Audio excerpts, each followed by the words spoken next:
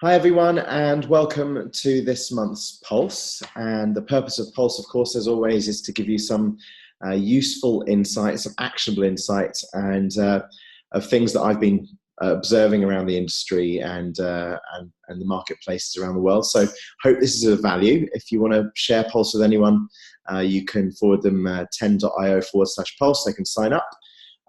Or you can just forward them this video, and if it's of value, then obviously they can get involved themselves. So let's get right into it. So this month, in terms of the auto industry, and actually in general, anyone who's been watching my comments on Pulse for any amount of time will know that I'm a massive fan of a particular compound called graphene. It's an atom level compound that I think is going to absolutely change any industry that has anything that's built. But from an auto perspective, there's a great article called Invest in Manchester that is a piece on the way that graphene composites will actually have huge impact on various different parts of making vehicles. So because graphene is so light, there's a massive weight reduction, of course, that can happen. There's the fact that it's able to be massively anti-corrosive, means that rust is probably a thing of the past. Because it's one atom thick, the ability to actually have sensor technology in it to detect distances between itself and obstacles, even in difficult weather conditions, is massive. If you think about the accident that happened with the Uber autonomous vehicle, that was actually because it was in the dark. So graphene sensors could actually potentially address that. From an electronic standpoint, graphene can actually be as a coating for any touchscreen component, so it can make any vehicle interactive.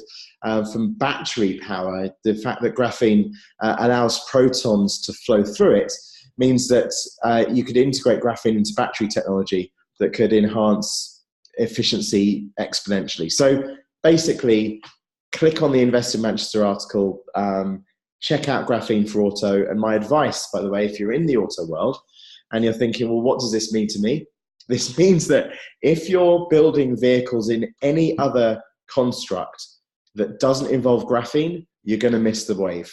You're going to miss the wave big time, because I am super certain that in 5, 10, 15, 20 years' time, the vehicles that are around us, whether they're driven by us or not, or whether they're flying or rolling, they're going to be made from graphene components. Just saying. Okay. From an educational perspective, I've been looking at the Medium article, which is around how the IE tokens have been used to teach the meaning of capital value in a business school. This is a great example, I think, of how the whole crypto token buzz doesn't need to be seen as whether to buy Bitcoin or not. Tokens can be used in educational ways, as shown in the article. And my piece of advice would be, if you're in the educational space or interested in this, don't just think about the crypto token ICO blockchain world as something that is for material gain. There is as much value, if not more so, in the educational components of how to teach people around, or how people can learn around capital value and its constructs in economy itself. From a financial industry perspective, there's a great titled article by someone called Paul Ford in Bloomberg, and the title is "Bitcoin is Ridiculous, Blockchain is Dangerous." Now, this is clickbait, and it's fine. Bloomberg evidently still wanting to get as much traffic to their services as possible, but the article is actually talking about bubbles and bubbles bursting. So it's worth reading if you can get through the clickbait heading. It's worth reading, but my feeling from Paul Ford, the journalist, is that, and it's a long article, so this is the TLDR, the too long didn't read version. My feeling is basically Paul is gutted that he missed out on the land grab in various different industries. And he kind of concludes his article by saying, hats off to those people that are actually involved in the cutting edge of technology. It must be an exciting time. Well, my advice to you is this: take his advice. Don't watch from the sidelines. The whole game isn't run yet, but if you're not involved in how the new financial world looks, then you probably have this year left to get involved if you're not obviously just acquiring companies, which would now also be the time to start thinking about acquiring your way in, buying your way in. If you're an investor or a conglomerate, you should look at the companies that are possibly on the market.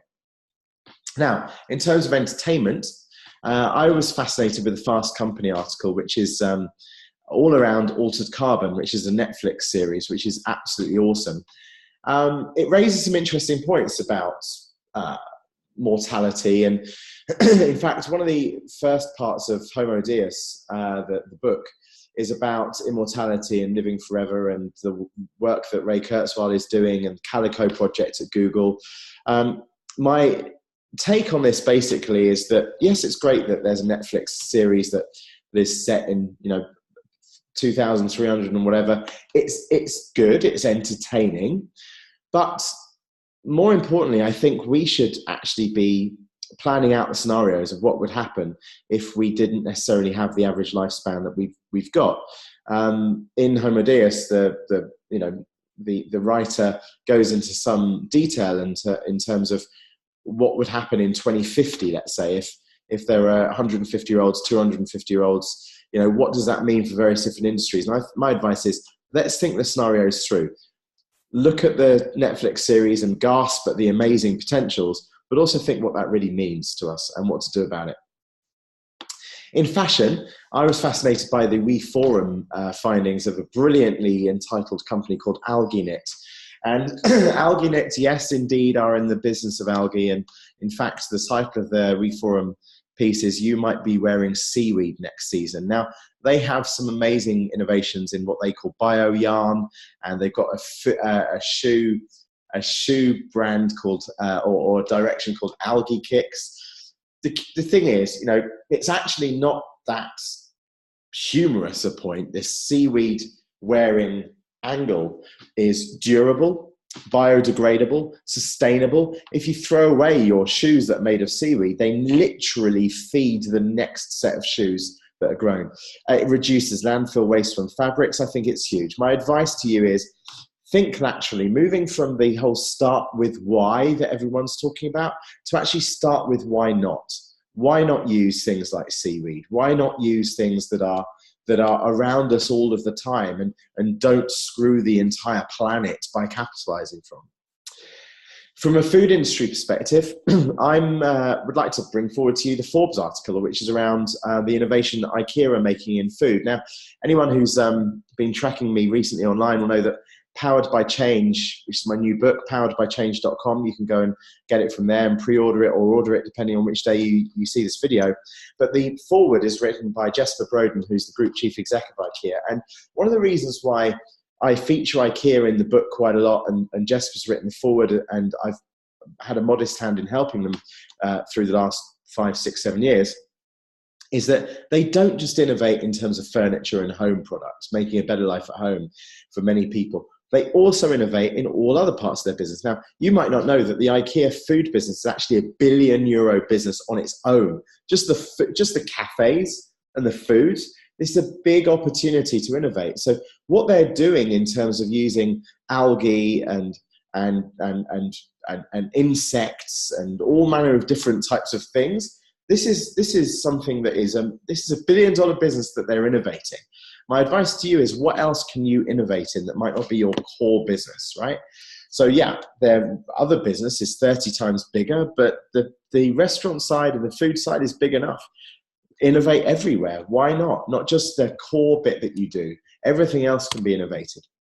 In terms of health, there's an article in nature.com, and the title is "AI Researchers Embrace Bitcoin Technology to Share Medical Data." Now, I take a pretty harsh line about this. The author has managed to somehow get the point that Bitcoin is actually using blockchain technology, and then used essentially what is a clickbait headline to try and drag people in. But this is a really dangerous situation to do this, because Bitcoin is incorrect. The article is about blockchain. They're not talking about Bitcoin at all.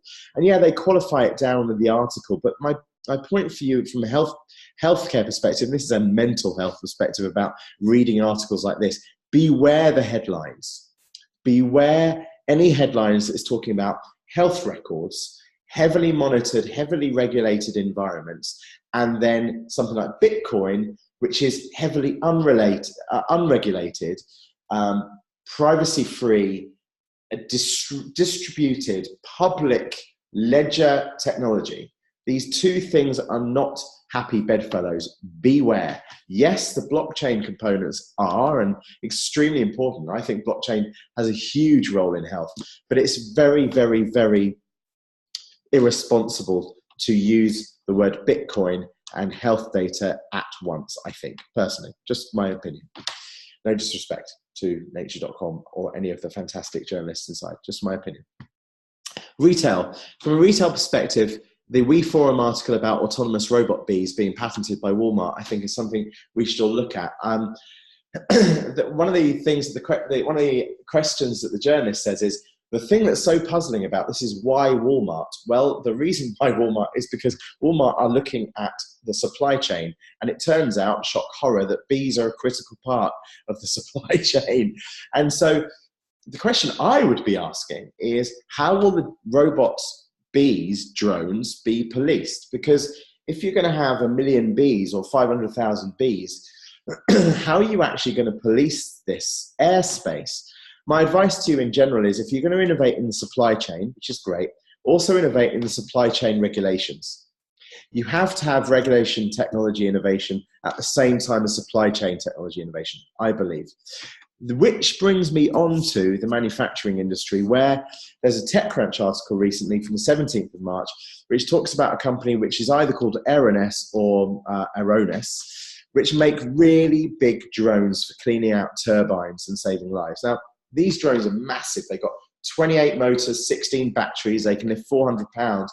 And in this world of bigger is better, the question is, where does it stop? And my advice to you would be, think about what would disrupt you if you're building bigger and bigger and bigger drones in manufacturing and logistics. Maybe it's potentially regulations, as I've mentioned in the retail side of this pulse. But is there anything else that you could build along with a biggest drone on the block that would actually stop the disruption before it happens? The disruption of stopping that type of innovation. Maybe be the disruption yourself. Is there going to be an airspace limit of how drones can be used? Yes. Is there going to be a size limit of what drones can be produced? Yes. Is there going to be some form of a protocol of how drones can communicate with themselves and with government regulations? Yes. None of the things I've mentioned necessarily have been innovated strongly just yet. So there's your white space of opportunity. Now let's look at the technical perspective and the tech industry. I can't do this Pulse month without mentioning the Zuckerberg Facebook Week of Shame. I have to cover it. I have to address it. And the Guardian article that I've linked in this email, or we've got linked in this email, is a great one because it's got a load of interesting reference points and links to various different things that you might not have actually even known about. So have a look at the Guardian article. But I have to cover this because 10 years ago, I got a group of people together at the ICA in London, and I called it Every Single One of Us. And I got a lot of thinkers, a lot of writers, and people were there. And I got them into one room saying, you know what's just about to happen, guys? It's 2008. We're going to be very soon in an environment where public rights and where our data is and what's happening with our information is going to be forefront. And we now, as a community of brands and technologists and journalists and thinkers, right now, we can actually pre-police or pre-advise the way things can be. So what happened then was a lot of people thought I was talking absolute nonsense. Some people walked out thinking that it was just ridiculous, that nothing like this would ever happen. Since then, GDPR is kicked in, the data protection side, the right to be forgotten, the right to track who owns what. This could have all been avoided. Now it's all kind of a bit late. You know what? This is the situation. This isn't a Mark Zuckerberg problem. This isn't a Facebook problem. We have Facebook, Google, Amazon, Microsoft, Apple. These are massive machines, and we have massive usage of them. So my advice is this. Now we are where we are, and we chose not to do anything about it 10 years ago. We need to decide on our position. We need to decide our response. We have the freedom of responding. Do you want to delete your Facebook account? Absolutely, go for it. Equally feel that you might not then want to ever use Google again, or use Amazon or Microsoft services or your iPhone. So if you're going to be reactionary like that way, then also think about this not being just a Facebook situation. However, if your response is, well, I still see utility in these other services, that's great too. But think about how you're going to use those services and where your information is being kept and how it's being used. You see, ignorance is no excuse. If you can actually use these to your advantage, do so. If you feel as if this is a dangerous black art of major domos that hold our information for their own capitalist greed, then do something about it. But this isn't just a Facebook situation. This is pandemic, it's systemic, and it's today's world. You were warned. Telco. From the telco perspective, I like the article in Business Insider about 5G technology. However, what I find super, super interesting is that it's sponsored by Huawei. Now, the Chinese company Huawei aren't necessarily very publicly shown inside this Business Insider article, but it's super telling that one of the most insightful articles about 5G technology from the telco perspective is actually brought to you in a Western publication by one of the largest Chinese manufacturers of telco technology. So what I'm fearful of in the telco world is that Western telcos will yet again lose out on this impetus. And this time it will probably hurt even more. So my advice is, if you're not in Huawei, of which I know many people who are, and I have massive respect for, by the way, if you're not in them, my advice is fairly stark advice in the telco industry, and it is this: treble your speed of 5G innovation today. Not tomorrow, not next week, not in the 2019 roadmap plan. What you've just read in the Business Insider article is a shopping list from Huawei to the rest of the world. You've been warned. It's in front of you. You can see the strategy. So if you're not in Huawei, treble your speed of innovation in 5G now, right now. And finally, on the travel industry, I've been intrigued by the Next Web piece from the 17th of March, which is around how China are reportedly planning on banning citizens with bad social credit from some forms of travel. Now, there are Black Mirror episodes which are exactly about this point, and you could argue also, is freedom of movement a right? Is travel actually a human right? But my advice is this: there is an astronomically large opportunity in serving those that may in the future not be allowed to travel. Now, whilst in finance we try and bank the unbanked, in travel, maybe there's opportunity in transporting the untransportable. And think about it laterally too, not just enabling people to move physically and geographically, but enabling people to move in an augmented and virtual space. Maybe, in fact, the demand for that goes up in proportion to the restriction of how travel might be stopped for people with bad social credit. There's opportunity everywhere. Anyway, in closing, thanks very much for watching this pulse. I hope some of the links are of value and useful to you, and you can apply them. A lot of my viewpoints on things I cover in terms of the framework of thinking in Powered by Change. So please do go to poweredbychange.com and buy the book. If you do, then there's incentives in terms of webinars coming up. If you buy more than one book, then there's Q&A sessions. If you buy 100 books, you can actually have me in person, God forbid, to turn up somewhere and actually facilitate roundtable discussions. So, if this is useful thinking, then you can get the underlying frameworks of how I think and why I think all inside Powered by Change at poweredbychange.com. If not, then I'll see you next month on Pulse. And as ever, I hope this added some useful, actionable insight for you.